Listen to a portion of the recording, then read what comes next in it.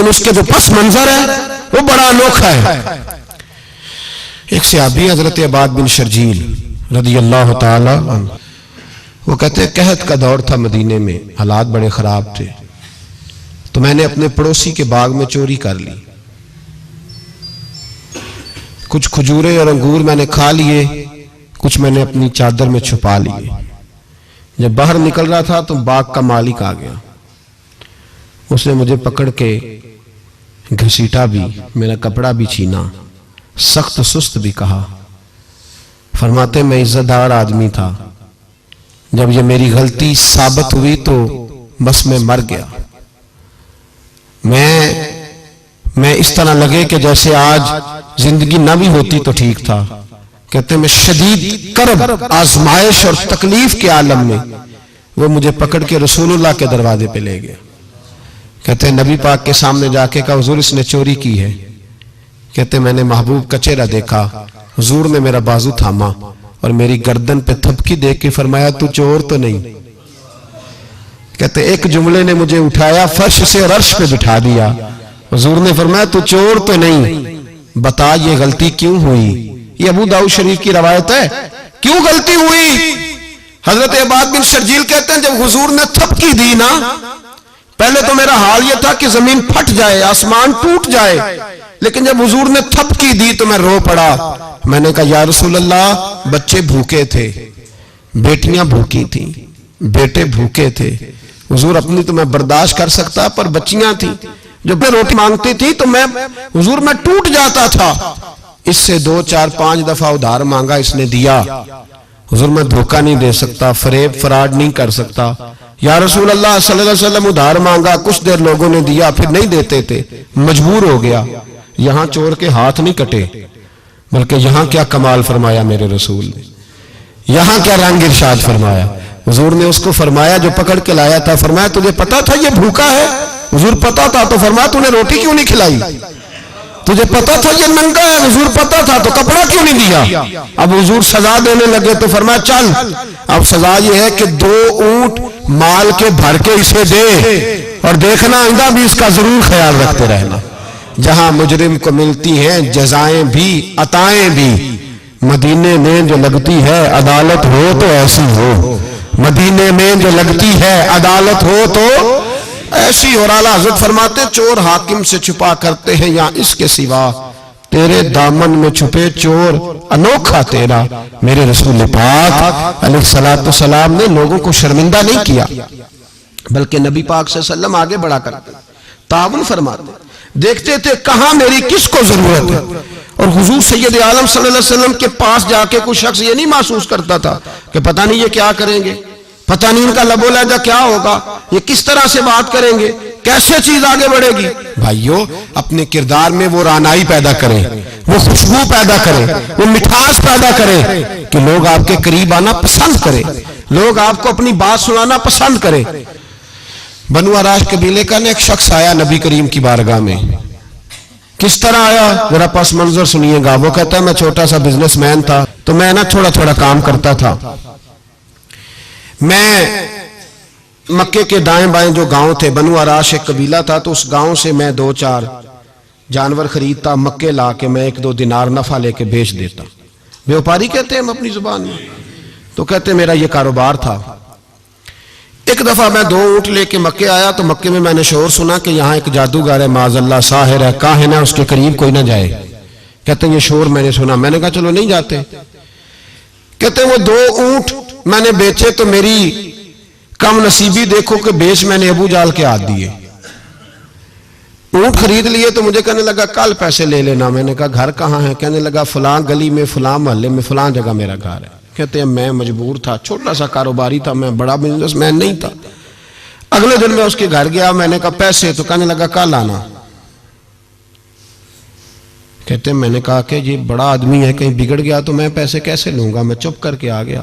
2 راتیں مجھے چوک میں سوتے ہوئے ہو گئی، نہ تو میرا کوئی رشتہ دار تھا، نہ کوئی زمانہ تھا ہوٹلوں کا، مجبوری تھی۔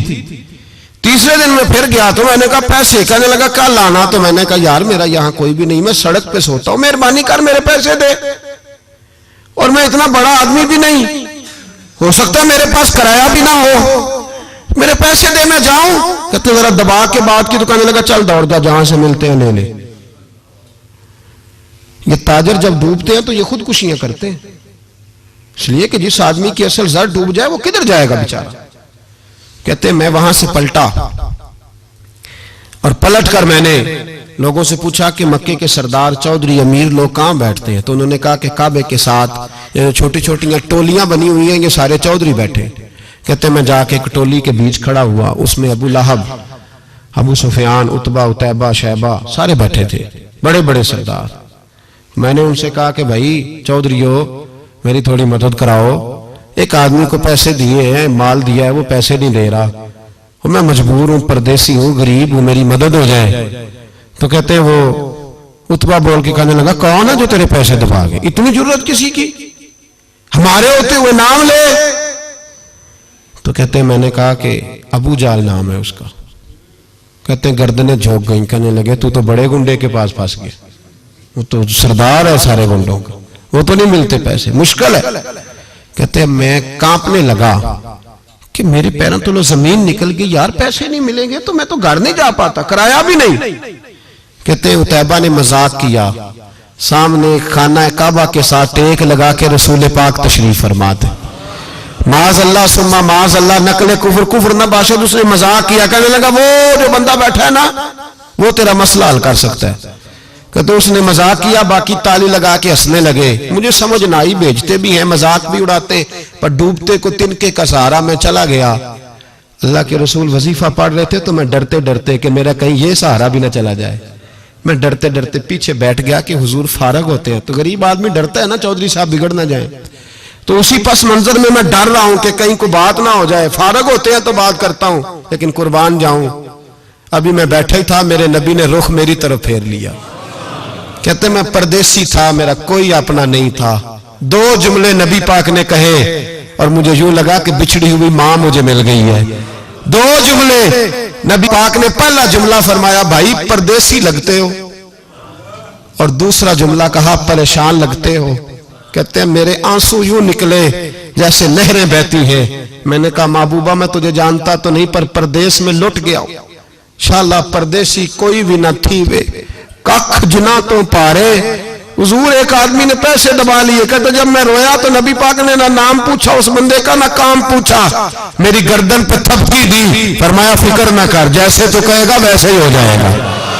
کام بھی نہیں پوچھا، نام بھی نہیں پوچھا، حضور نے بازو تھاما، گھر لائے، اور حضور نے ٹوٹی ہوئی چٹائی پہ بٹھایا، اور اللہ کا لاڈلا نبی اپنے مقدس ہاتھوں میں میرے لیے کھجوریں لایا، اور حضور میرے لیے دودھ لائے۔ کریم نے مجھے کھجوریں کھلائیں، دودھ پلایا، اور فرمایا جب تسلی ہو گئی، میں کئی دنوں کا بھوکا تھا، جی بھر کے میں نے کھایا۔ اب حضور نے فرمایا بات کیا ہے؟ حضور اس طرح میں نے پیسے دیے، مال دیا، اونٹ دیے، پیسے نہیں دیتا، بندہ کون ہے؟ ابو جہل۔ کہتے حضور نے فرمایا فکر نہ کر، مل جائیں گے، تو فکر نہ کر، غم زدوں کو رضا مجدہ دیجئے کہ ہے، بے کسوں کا سہارا ہمارا نبی، ملیں گے، ملنے کیوں نہیں؟ فرماتے حضور نے فرمایا چل میں تیرے ساتھ چلتا ہوں، اور بھائی کو فون بھی کر دے تو مہربانی، کوئی روکا بھی لکھ دے تو مہربانی۔ ساتھ کون چلتا ہے؟ وہ بنو آراش کے صحابی کہتے ہیں میرے نصیب دیکھو، دو جہاں کی رحمتیں، اللہ کا پیارا رسول میرے ساتھ چل رہا ہے، حضور میرے ساتھ ساتھ۔ کہتے ہیں اس کے دروازے پہ پہنچے تو میں سارے رستے سوچتا تھا کہ لوگ تو کام کراتے ہیں تو بڑھ کے مارتے ہیں، ایسی کی تیسی کرا دیں گے، ہو ہی نہیں سکتا وہ پیسے۔ کہتے ہیں حضور نے تو کوئی بات ہی نہیں کی، میں ہی کرتا رہا، حضور تو چپ ہے، نظریں جھکی ہوئی ہیں۔ میں کہتا تھا وہ بڑا بدماش ہے، حضور کیسے بات کریں گے اس کے ساتھ؟ لیکن جب اس کے دروازے پہ پہنچے، دستک دی، باہر نکلا تو کہتے ہیں مصطفیٰ کی جھکی ہوئی نظروں کو میں نے اٹھتے ہوئے دیکھا۔ ہو ہلکا یارا تو بریشم کی طرح نرم، رزم حق کو باطل ہو تو فولاد ہے مومن۔ کہتے ہیں اٹھتی ہوئی دیکھی نظریں، اور میرے حبیب پاک نے نظر اٹھائی اور ایک جملہ، اور اس جملے کے اندر طاقت خدائی۔ حضور نے فرمایا تیرا کیا خیال ہے پیسے دبانے